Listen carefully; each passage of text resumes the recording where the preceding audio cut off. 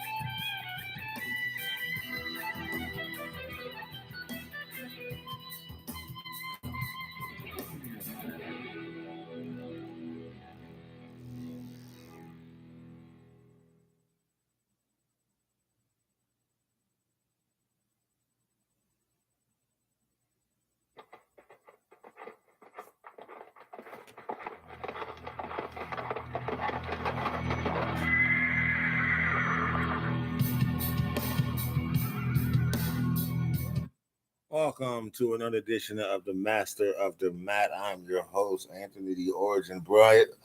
I was supposed to start at 6:30, but I had computer problems, and we're going to start right now. And the topic of the discussion today is WCW before Hulk Hogan got there, and how WCW they had success before Hogan got to the company, but as soon as Hogan was signed to WCW, he took WCW to heights that it probably wouldn't see. I mean, a lot of people want to see it's Eric Bischoff, but it was just, I think it was Hogan and Bischoff at the same time.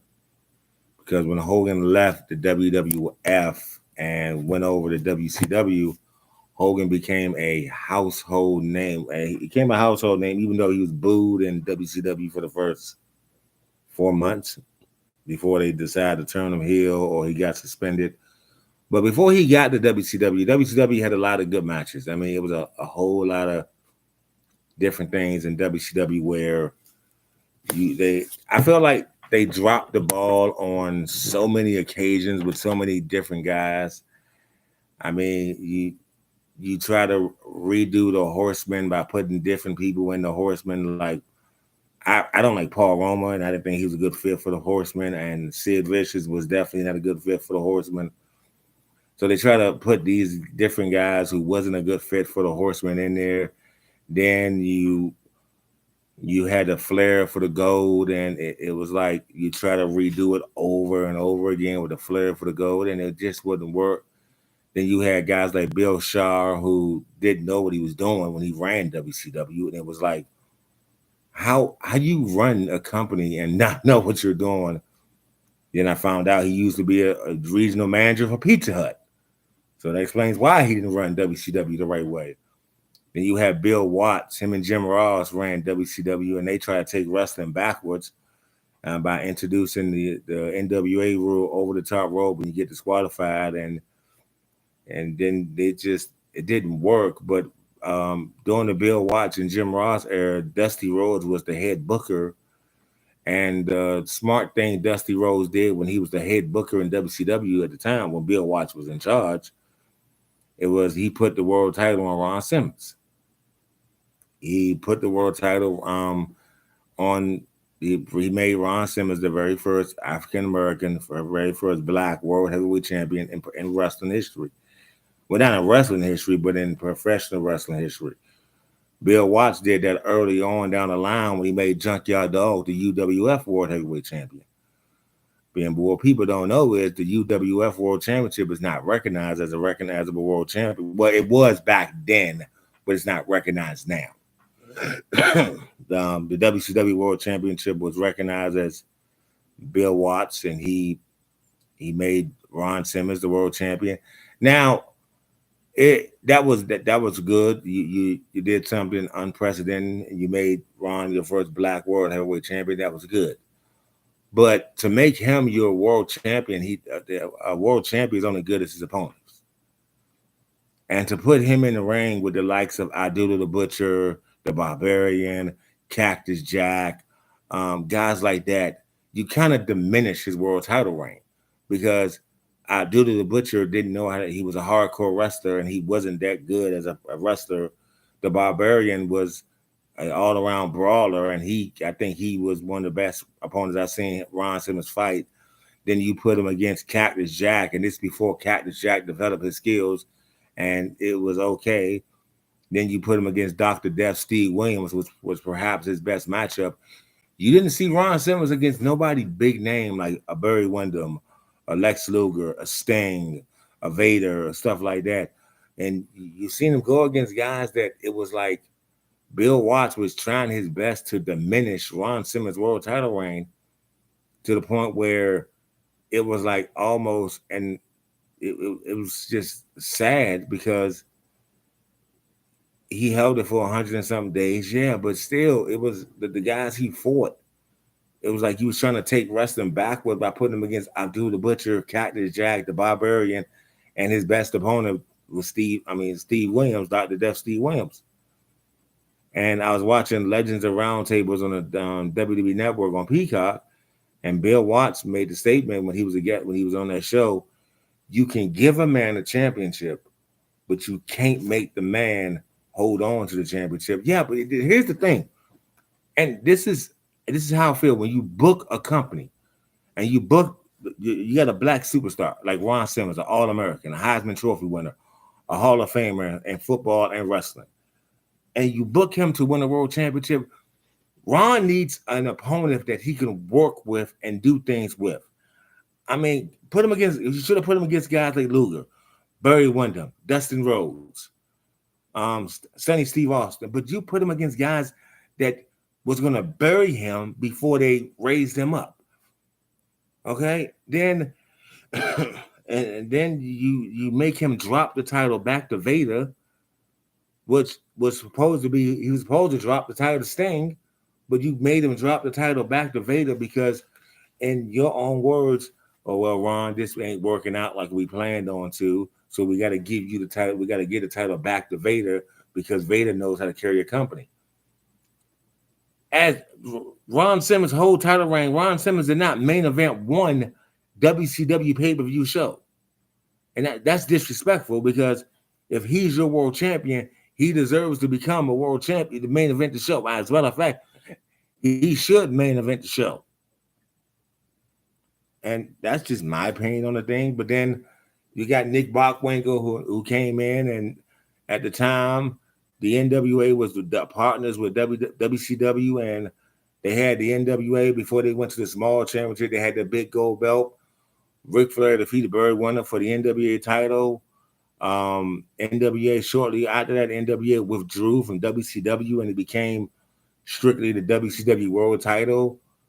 And to me, it kind of diminished Rick Rude's first world title reign because at Fall Brawl, I forget what year, at Fall Brawl, Rude defeated Ric Flair for the world championship, and about 2 days later, that title was called the WCW International World Heavyweight Championship. It's still a recognized world champion, don't get me wrong. But how do you go from calling Rick Rude a world champion to an international world champion?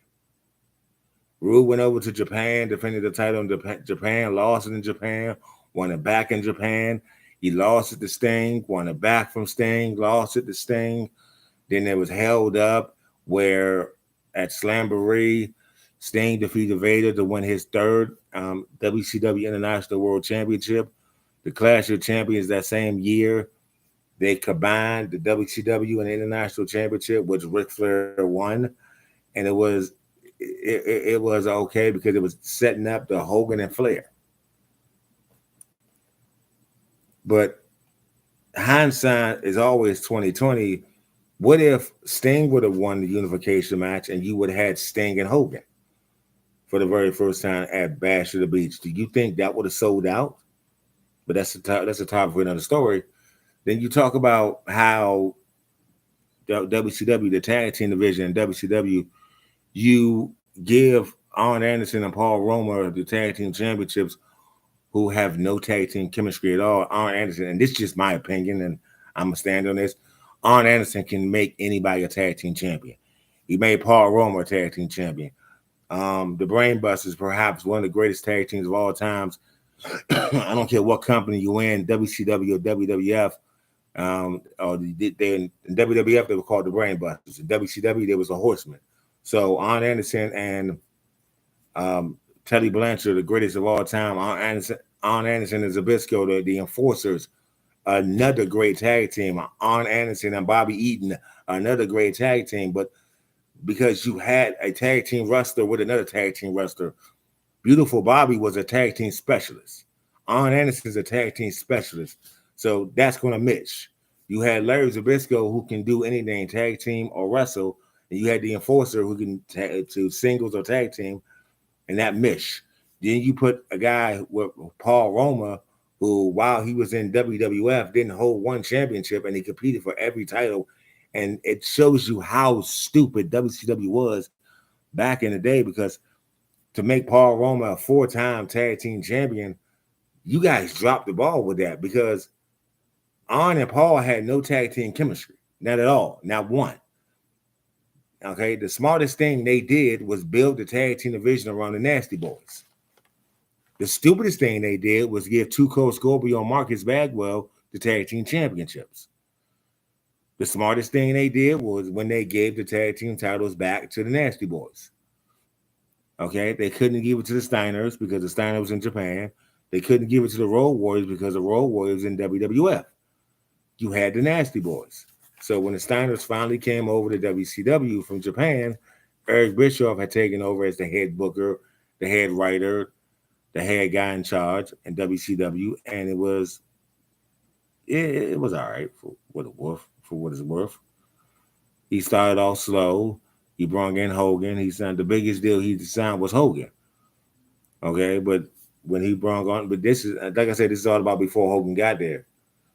Before Hogan got there, WCW dropped the ball with a lot of superstars, man. And it's not even funny because WCW had a lot of great guys who went over to WWF and became nationwide names. The likes of Sonny Steve Austin. Steve Austin was told black tights, black boots won't get him nowhere. Okay, it made him a household name in WWF. Then you got Brian Pillman, Flying Brian. Okay, the first lightweight champion, a NWA and WCW tag team champion. A part of the Hollywood Blondes, perhaps one of the greatest tag teams in WCW history.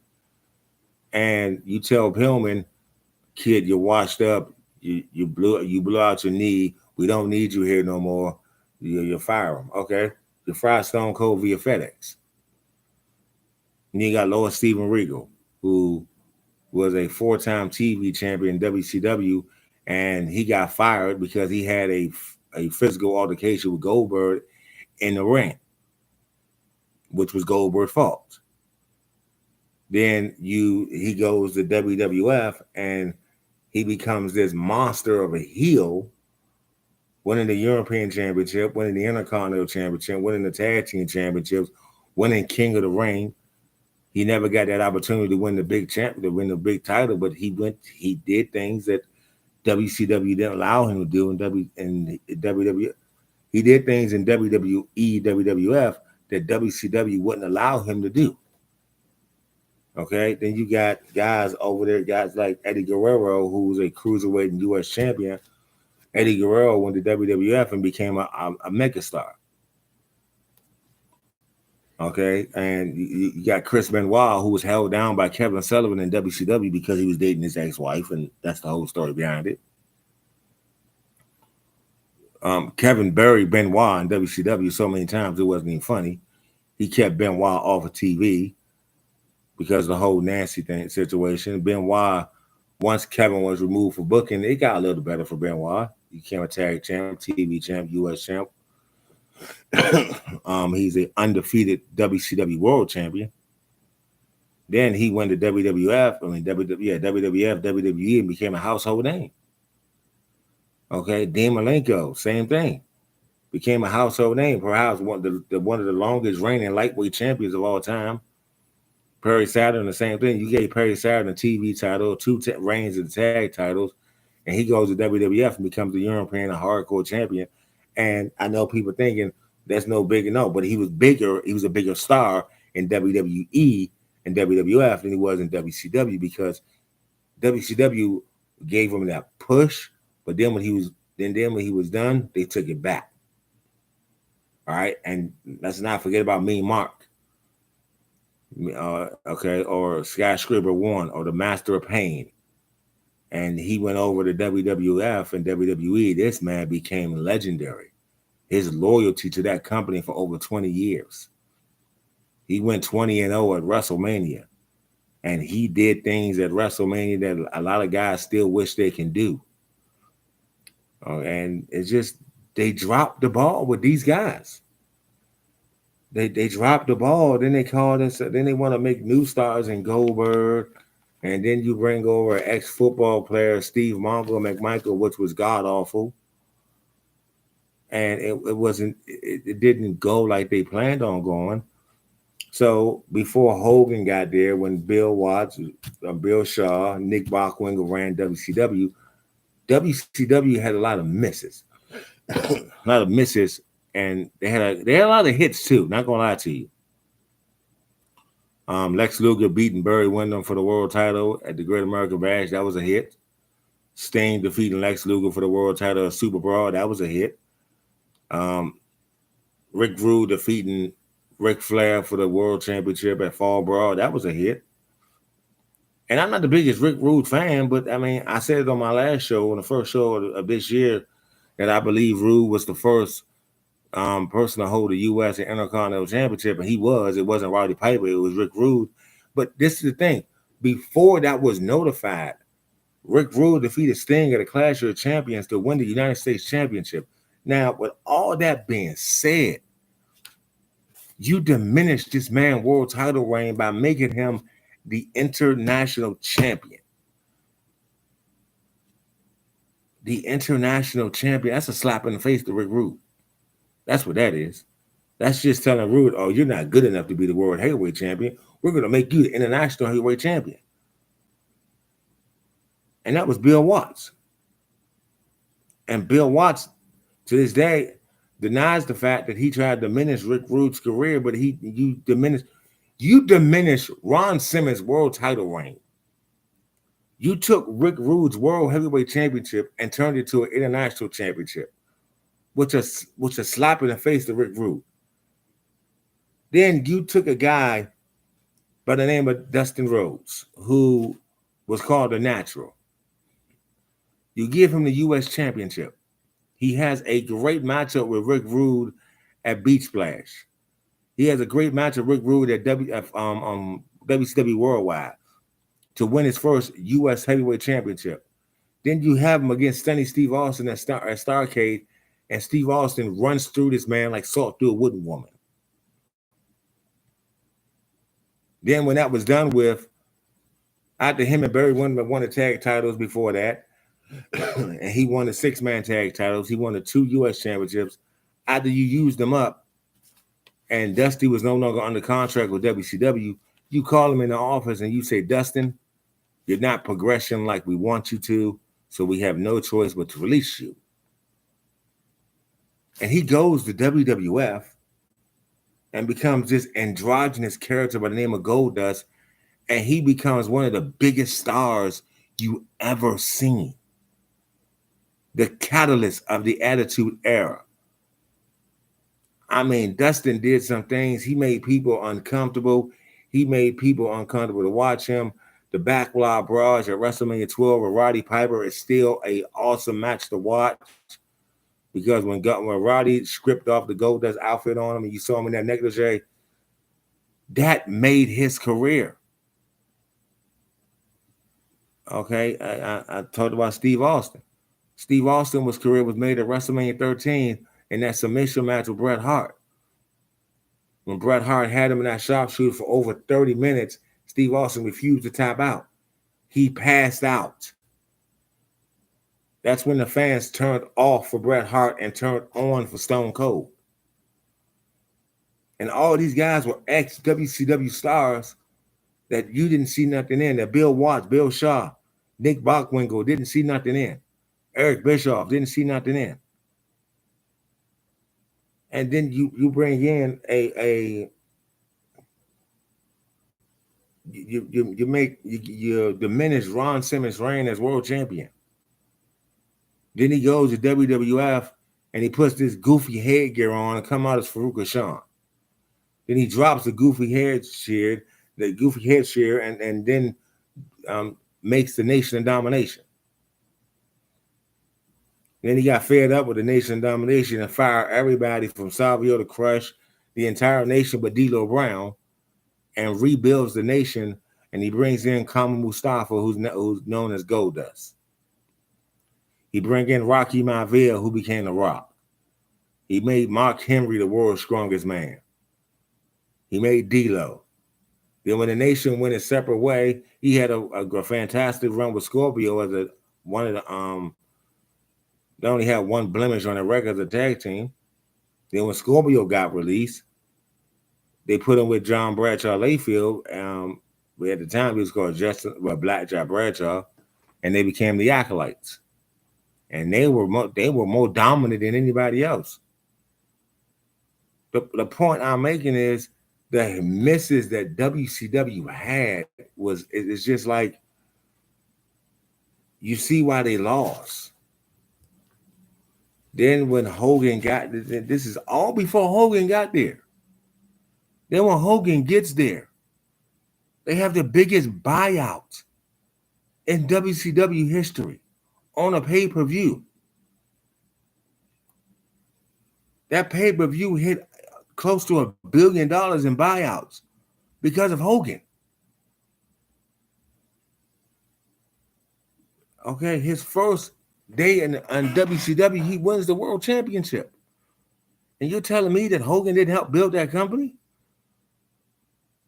No, Hogan had a huge hand in building that company. But instead of giving Hogan the franchise tag, you called Sting the franchise, or was that just a gimmick? Yeah, I'm glad we finally got the Hogan and Flair. Well, after Hogan and Flair so many doggone times, we should have got Sting and Hogan.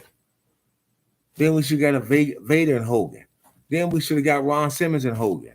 Then we should have got Stunning Steve Austin and Hogan. But we didn't get none of that because Eric Bischoff wanted to shelter Hulk Hogan and put him in, as he said, the big money matches.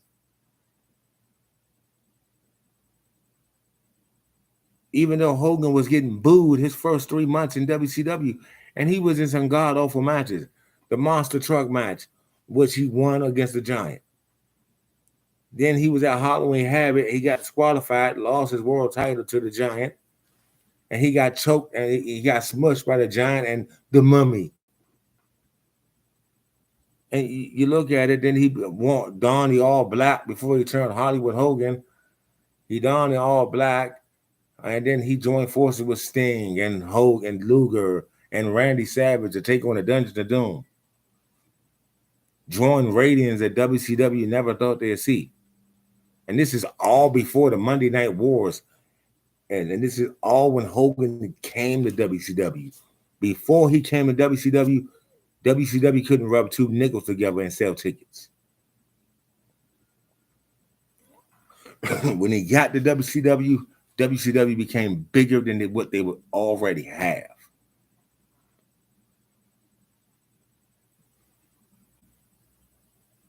It was something to be amazed. Then when Hall and Nash showed up,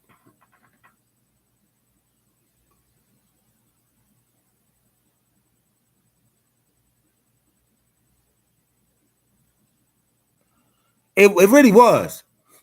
It really was. And especially when Bill Shaw and Bill Watts ran the company, because if the yes man got the job, but Ron Simmons wasn't a yes man. Only reason Ron Simmons got the opportunity he got because Sting had a broken ribs.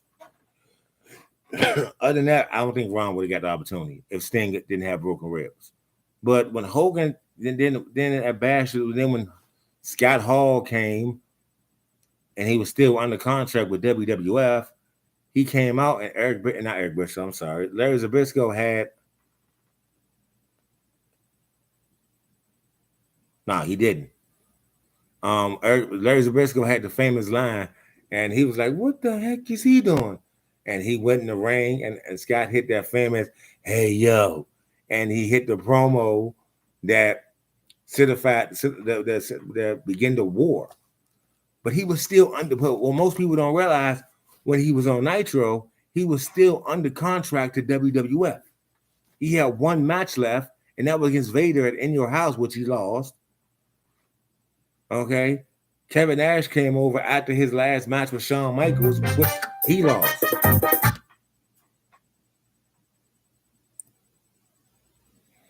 I'm sorry, y'all. Yeah, he had which he lost. They came over. The war started. He jackknifed Eric Bischoff at Great American Bash to the set. The war began at Bash to the Beach. The Outsiders against Sting, Luger, Savage. The referee knocked down. Out comes Hulk Hogan in the red and yellow. And Hogan does something that is known as the Benedict Arnold of professional wrestling. He dropped the leg on Randy Savage, his longtime frenemy. And when I mean by frenemy, Hogan and Macho were sometimes friends, sometimes enemies, sometimes they didn't care for each other. They was the Mega Powers, then it was the Mega Powers exploded, then they became the Mega Powers again, then the Mega Powers broke up again. It was all that. But they were, as the Mega Powers, they were good. When they was wrestling each other, they was even better. So Hogan pushed the referee out of the way, dropped the leg drop, and Dusty Rhodes had the best promo of the night. Is he the third man? Oh, let's get everybody out here and kick his booty. Let's get everybody in the locker room out here and kick his booty. That was the best call of the night by Dusty Rhodes. When me and Gene got in the ring, they lit the trash up in the ring, and Hogan hit the promo. Well, brother, you can just call this the New World Order. And from that point on, WCW sold more tickets than WWF did. They 84 weeks, I'm sorry.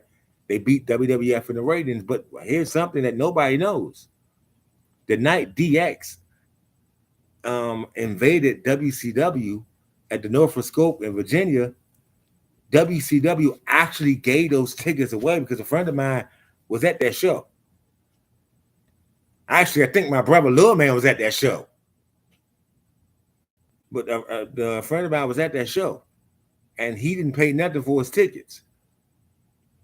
Okay, and when you saw the tank going down, they was lowering the bridge down because if WWF would have came on Monday Nitro, that would have certified that the war was real. But Eric Bischoff said no. He said no. And it was fun because at that time you had Nitro, you had Raw, you had Nitro. You could turn to Raw, you could turn to Nitro. Then when SmackDown came on, SmackDown was on Thursdays. Thunder was on Thursdays. So at 8:05, at 8 o'clock, you got SmackDown. At 8:05, you got Thunder. And you could turn from Thunder to SmackDown, Thunder to SmackDown. It was a good time to have wrestling because you have wrestling Mondays, you have wrestling Thursdays. WCW was unmatched in the Saturday night area because WWF tried it with Shotgun Saturday Night. Yeah, I can. WWF tried it with Shotgun Saturday Night and it flopped. So WCW had WCW Saturday Night, which, to be honest with you, some of their matches was like watching paint dry until the NWO took over and had their segment. The reason WCW won the ratings war because people tuned into Nitro to see what the NWO was going to do. Then when Sting started coming out and just started manhandling the NWO, when Roddy Piper came out and him and Hogan had their feud, that's what made WCW the force to be reckoned with. Because at the time, WWF, they had Bret Hart, they had Shawn Michaels, they had all them guys over there, but they could not keep up with it. So at the time, Vince was still big on the make believe and the wrestlers like the Mountie, wrestlers like Man Mountain Rock. It's not until Hunter and Shawn became DX and became edgier. It's not until Hunter and Shawn became more edgier. It's not until Bret Hart dropped that, oh, I'm the wrestler, I'm the locker room leader, and became more edgier on TV. It's not until him and Shawn was taking shots at each other that built up the ratings, because fans started thinking, okay, WWF is a kiddie show. But when Bret and Shawn started throwing shots at each other, when Shawn made the statement, even though you've had more sunny days than I have, and when Bret Hart went out there and said he talks about some, I'm having an affair, well, a grown man posing for Playboy Playgirl magazine. What does that say about him? They throwing shots at each other, but you know what? It was animosity, but it built for good TV. Then you had on Nitro, you had the NWO just destroying everybody, getting bigger and getting bigger and getting bigger. They had Scott Norton, they had the Giant at one point. They just dominated. It was a good time to be a wrestling fan. And then you had out there, then the famous promo on Monday Night Raw for Shawn Michaels was when he in the back, and it was him, Ravishing Rick, China, and Hunter. Shawn in the back, Shawn on the camera, looking at the camera and said, I beat you, I beat both your brother-in-laws, I beat your ignorant brother, I beat up your whole family if I have to. Okay, I beat you for that stupid piece of tin on your shoulder. And it was good because Bret Hart came firing right back at him and said, yeah, you beat me, but how many victories I got over you? How many wins do I have over you that you have over me? He slipped up and said, the only reason you won because Vince, and he stopped right there. This was the golden age of wrestling where it got to the point where you was like, oh man. And doing all that bickering between Shawn Michaels and Bret Hart, you had an up-and-coming superstar, Stone Cold, who was on the rise, calling himself, he was known as the Ringmaster, but he dropped that and became Stone Cold, and he just started raising all type of heck in the locker room, and it was fun to watch, man. That was the golden era of wrestling. Stone Cold come out there, he out there stunning announcers. he out there stunning announcers, stunning Jim Ross, Jerry Lawler. Vince McMahon took one of the god-awful stunners of all time. And it was something to be amazed. Then you got Eric Bischoff taking shots. Yeah, they do. I agree with you. They had all that in one show. And it was but it was, then you didn't want to turn because you felt that, okay, if I turn to Nitro, I'm going to miss something on Raw. But if I turn to Raw, I'm going to miss something on Nitro. And it was like, oh God, here we go with the Hogan situation. It was awesome. Okay, just like when Mick Foley won the WWF Championship for the first time. It was, you saw Foley, Tony Schiavone spilled the bean because it wasn't live. It was pre-recorded. And the funny thing about it was when Tony Schiavone dropped the bomb about Mick Foley winning the WWF Championship, half of the WCW viewers turned to Monday Night Raw and watched Mick Foley defeat The Rock for the WWF Championship. Okay? The same night when Luger was on this tirade and he was going around torture wrecking everybody, when he wrecked Hulk Hogan and won the WCW World title, WCW won the ratings war. But when Tony Schiavone said, oh, well, if you think about turning to our competition, Mick Foley, who wrestled here one time before as Cactus Jack, is going to win their world title. They lost half the viewership. And the funny part about it, Monday Night Raw wasn't even live. It was pre-recorded. They lost to a pre-recorded show. They was winning, then they lost because Tony Schiavone did something stupid. It was a golden age era of wrestling. And it was like, okay, in the night Goldberg in the Atlanta Dome, the night Goldberg won the WCW World Title from Hulk Hogan. When Hogan sold, I ain't never seen Hogan sold so much in my life. He sold the spear. He sold the jackhammer. He sold it all. Then you had Stone Cold going on, stunning everybody. You got Hogan going. I'm talking about Hogan. You got Austin going around stunning everybody on Monday Night Raw. The golden age of wrestling. The setup for the Philadelphia, Austin and Rock. Then but before you got the Austin and Rock on WrestleMania, you had Rock and Mick Foley, which was classics. The I Quit match at Royal Rumble, the Sunday Night Heat Empty Arena match. Then you had the ladder match. Then it was one match after another. But the match that made Mick Foley's career was the Monday Night Raw, where he beat The Rock for his very first WWF championship. And Mick Foley was told by Eric Bischoff, your hardcore, and he said, and Ric Flair told him this too, your hardcore annex is either going to get you killed or you're going to end your career. Mick Foley showed Eric Bischoff, Mick Foley showed the Ric Flair, and his hardcore annex got him a World Heavyweight Championship. And you talk about how wrestling, at that time, wrestling was the thing to do. Man, Monday nights, we would come home from school, we would sit around, wait for Monday Night Raw to come on, Monday Night Nitro to come on, flipping the channels back and forth from Nitro to Raw, because it was something to watch. WWF building up DX after Shawn Michaels left. WWF building up DX when the night that the Outlaws joined DX, the night that X-Pac came back to WWF.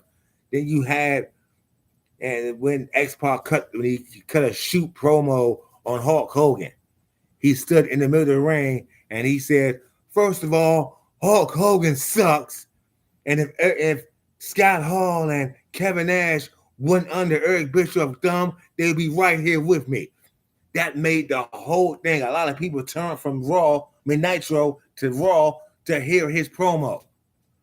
When the same night you had Cactus Jack, Terry Funk, the late great Terry Funk, against the New Age Outlaws in a steel cage for the tag team titles.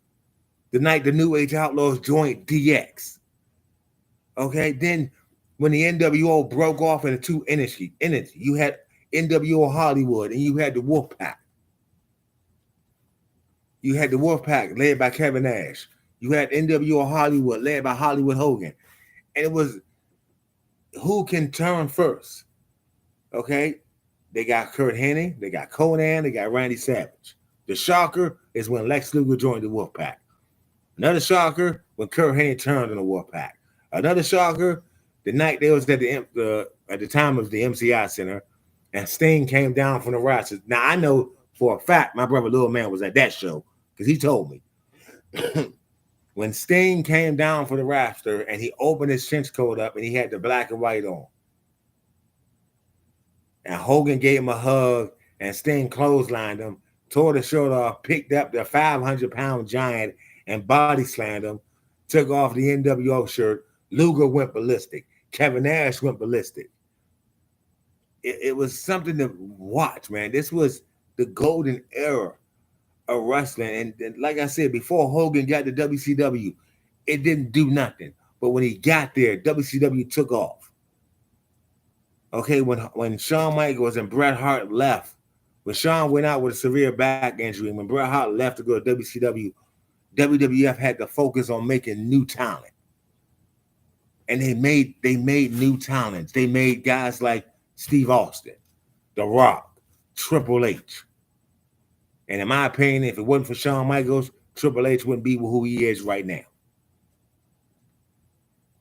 Triple H would not. He'd still be doing that blue blood crap. But when he hooked up with Shawn Michaels, That's when Triple H finally opened up and became Hunter Hearst Helmsley. My opinion. Only my opinion. It's just something to be amazed of. Nowadays you got wrestling. you got wrestling 3 times a week. Well, actually 4 times a week, I should say. You got Monday Night Raw NXT. You got AEW. Then you got Friday Night SmackDown. But then you got an internet company. You got another company that called WFCW that runs Tuesdays and Thursdays at 8:00 on Con Squad 16 Con Squad 16 on YouTube. Then you got the BCW, which is running Sundays and Mondays. So you got, but it may be a video game company, but it can stand up against any company out there. Okay, at one point WWE sucked. AEW was running rapid. Now WWE's kicking tail and taking names. What's next? What is the next golden age of wrestling?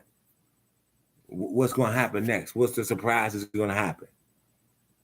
What's going to happen at the Royal Rumble in 2 weeks? What's going to happen at the What's going to happen at the Royal Rumble in 2 weeks? What surprises are we going to see? That's the beauty of the Royal Rumble. When you have the Royal Rumble, you never know what's going to happen. It's surprise after surprise after surprise. Is Sasha Banks coming back? If Naomi coming back? Is AJ Lee going to be in the Royal Rumble? Is Michelle McCool going to be in the Royal Rumble? If Beth Phoenix going to be in the Royal Rumble, even though her husband worked for AEW? Is Gunther going to come back in time for the Royal Rumble? Is Sheamus going to come back in time for the Royal Rumble? Which NXT superstar deserves to be in the Royal Rumble? I know 2. I'm offhand. Braun Breaker and Carmelo Hayes. What's next? What's next in the golden age of wrestling? Is the end-all, be-all finally going to become a 9-time world champion in the WFCW? Is Keith going to win the world championship over on Thursday night, the 4-year anniversary? Who's going to become the very first BCW undisputed world heavyweight champion tonight? The surprises keep on coming in wrestling. That's all I'm saying. I'm getting hungry, so we're gonna cut it right now. I thank the 3 people that are watching. Anybody else watch, like this show, subscribe to this show. This is the Master of the Mat. If this is your first time watching, say hi in the comment. If it's not your first time watching, thank you for watching. Thank you for supporting the Master of the Mat, the BCW, the WFCW. We just thank you for supporting everything. This is something I got an opportunity to express how I feel about wrestling. I'm a big wrestling fan, so if you're watching right now, and it's your first time watching, say hi in the comment box, like, subscribe, and this is me, okay? I mean, yeah, this is me, and I'm grateful. I'm blessed to do this. So thank y'all for watching. I'm about to go fix me. I don't even know yet. I'm about to look at my freezer, make something quick, because I get it ready for BCW. But yeah, thank y'all for watching. Thank y'all for being a part of this. This is the Master of the Mat. I am your host, Anthony Orton Bryant, and I'm going to leave you with. Hold on.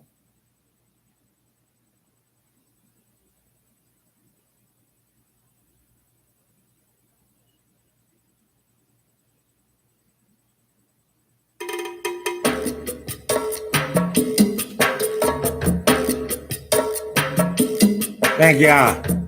Let's leave it with the LWO. La Raza.